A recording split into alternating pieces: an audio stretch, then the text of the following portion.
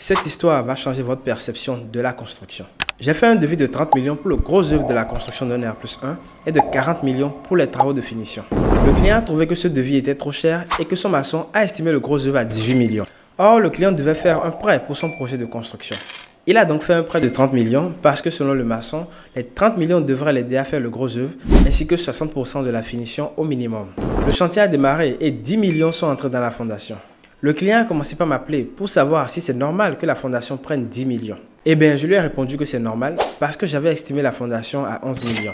Après le coulage de la première dalle, 20 millions de francs au total ont été dépensés. Très astucieux, le client a arrêté immédiatement le maçon pour en prendre un autre et n'a plus continué avec les gros œuvres du R+1. Il a simplement entamé les finitions du rez-de-chaussée parce qu'il savait qu'il n'avait plus le budget pour continuer les travaux. Et voilà comment ce client a échappé de justesse à un éléphant blanc pour son projet de construction.